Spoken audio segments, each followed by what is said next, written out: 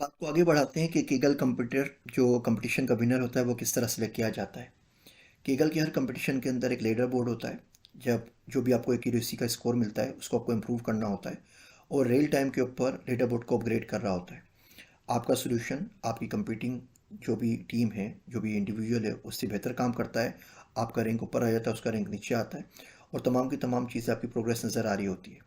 जब कंपटीशन ख़त्म हो जाता है तो उसके बाद जो आपका फाइनल कोड होता है सबमिशन का, उसको रिलीज़ कर देते हैं ताकि आप देख सकें कि किस तरीके से ये कंपटीशन विन किया गया है। तो इसमें 100% ट्रांसपेरेंसी है। ना सिर्फ ये कि आपको विनिंग एंट्रीज मिलती हैं, बल्कि आप जान पाएंगे कि वो ऐसी क्या चीज़ें थी कि वो जो लोग कर रहे थे और जो आपने मिस कर दी। और इस तरीके से आप अपने विनिंग चांसेस को और सीखने के अमल को बेहतर बना सकते हैं, मज़ीद चीज़ें सीख सकते हैं।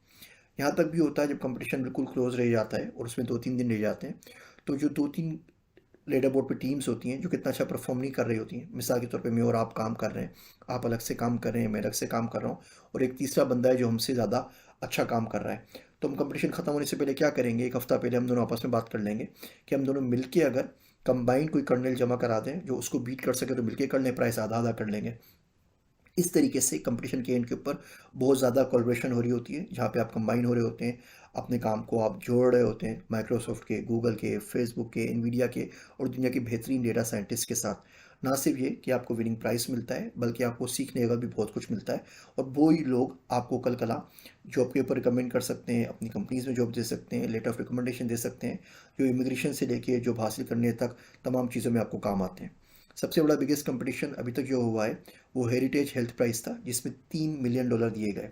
ना सिर्फ ये कि कंपटीशन जीता गया, बल्कि उसे इतने ज़्यादा रिसर्च पेपर निकले जो लोगों ने HIV एड्स के ऊपर काम किया, जो उन्होंने डेटा की लेबलिंग की, उससे बहुत सारे रिसर्च पेपर्स कम्युनिटी के अंदर आए।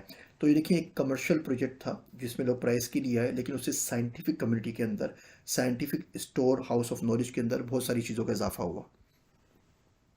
डेटा साइंस कम्युनिटी में केगल एक बहुत अहम रोल अदा करता है। सबसे बड़ी बात तो ये कि इसकी मदद से अपने आइडियाज़ शेयर कर सकते हैं, अपने जैसे लाइक माइंडेड लोगों से आप मिल सकते हैं, बाकी डेटा साइंटिस्ट के साथ आप काम कर सकते हैं, कोलैबोरेट कर सकते हैं। इसको स्टार्ट करने के लिए अगर आप चाहते हैं कि जी मैं केबल पे नया हूँ, क्या करें? सबसे पहले तो आप प्रोफाइल बनाएं। प्रोफाइल बनाने के बाद पहला काम आपने ये करना है कि अपने प्रोग्रामिंग लैंग्वेज को इस्तेमाल चूज़ करना है। आप आर पे काम शुरू कर दें, पाइथन पे कर दें, सी प्लस प्लस पे कर दें।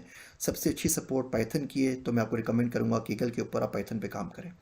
उसके बाद जैसे सीबोर्न लाइब्रेरी है, उसकी मदद से आप डेटा एक्सप्लोरेशन के ऊपर, जिसको हम ईडीए कहते हैं, एक्सप्लोरेटरी डेटा एनालिसिस, या पिछले मॉड्यूल्स में जैसे हमने देखा डीपीओ के अंदर कि आप डी के ऊपर काम करेंगे, डेटा के ऊपर काम करेंगे। उसके बाद आप बहुत सिंपल स्टार्ट करें। आप किसी भी शख्स ने अगर कर्नेल बनाया हुआ है, इससे पहले काम किया हुआ है, कोई नोटबुक रिलीज़ की हुई है, आप और कुछ नहीं कर सकते, आप उसको कॉपी पेस्ट करके समझना शुरू करें। फिर एक एक दो दो तीन तीन लाइन का कोड को इजाफा करके देखते रहें कि उससे आपके एक्यूरेसी में क्या इजाफा हो रहा है, विजुअलाइजेशन कैसे बेहतर हो रही है और मज़ीद कौन सी चीज़ उससे आप सीख सकते हैं। और बाकी लोगों की जो भी इंट्रीज आई हुई है कंपटीशन के अंदर, स्पेशली लर्निंग के अंदर, उसको ज़रूर देखें। केगल के ऊपर बहुत सारे लर्निंग कंपटीशंस मौजूद हैं जो सिर्फ इसीलिए हैं जिसमें नोवाइसिस आके अपनी लर्निंग कर सकें, अपनी पॉलिश स्किल्स को पॉलिश कर सकें। आपको जो फोकस होना चाहिए वो लर्निंग के ऊपर होना चाहिए। शुरू में आप ये ना देखें आपने कितने पैसे कमाने हैं, आप लीडर बोर्ड पे कहाँ पहुँचे। वो तमाम चीज़ें बाय प्रोडक्ट हैं, उनकी सानवी हैसियत है, वो कभी ना कभी कहीं ना कहीं आ ही जाएंगी। अभी आपका फोकस होना चाहिए लर्निंग के ऊपर, किस तरीके से आप लर्न कर सकते हैं। इसमें गोल छोटे छोटे बना लीजिए। आप एक साथ कंपटीशन विन करने की बात ना करें। आप बोलें जी मुझे इसको .1 इसका स्कोर को इम्प्रूव करना है, मुझे खाली एक विजुअलाइजेशन का एक नोटबुक रिलीज़ करनी है, मुझे सिर्फ और सिर्फ ईडीए के ऊपर काम करना है। इस तरीके से हल्के हल्के करके आप आगे जा सकते हैं। जहाँ आप फंस जाएँ, जहाँ आप स्टक फील हो, वहाँ आप कम्युनिटी से पूछें, and community will be there to help you out. आपकी प्रोफाइल बहुत ज़्यादा ज़रूरी है ताकि आप लोगों को फॉलो कर सकें, लोग आपको फॉलो कर सकें। तो इसमें कोई प्रॉपर तस्वीर लगाइएगा, अपना बायो प्रॉपर लिखिएगा, इसके अंदर सही ईमेल यूज़ कीजिएगा। केगल कंपटीशन सबसे आसान तरीका है मज़ीद चीज़ें सीखने का, पैसे कमाने का, जिसके ऊपर हम बात कर कर चुके हैं। आप अपनी फील्ड से मुताल्लिक कंपटीशन देखें। देखिए डेटा साइंस में आपको अपनी कोई ना कोई नीश बनानी होती है। मिसाल के तौर पे मेरी जो नीश है वो रिटेल है। रिटेल ई कॉमर्स के ऊपर जितनी अच्छी डेटा साइंस मुझे आती है, जितने अच्छे सवालात मैं पूछ सकता हूँ, जितने अच्छे जवाबात निकाल सकता हूँ, मॉडल्स बना सकता हूँ, वो काम मैं मिसाल के तौर पे टेलीकॉम पे, चैनल प्रोडक्शन पे नहीं कर सकता, या स्टॉक मार्केट पे नहीं कर सकता, किसी और पे नहीं कर सकता। आपने अपनी नीश बनानी है। वो क्या अकाउंटिंग है, वो क्या बायो इन्फॉर्मेटिक्स है, वो क्या जीनोम मैपिंग है, वो क्या सिक्योरिटी और डिफेंस है, वो क्या काउंटर टेररिज्म है। इस तरीके से जब नीश बनाएंगे तो अपने नीश से मुतालिक, बिजनेस डोमेन से मुतालिक जो भी कंपटीशन होंगे उस पर अगर आप काम करेंगे तो अपने सीखने का जो अमल होगा वो बहुत ज़्यादा तेज़ हो जाएगा।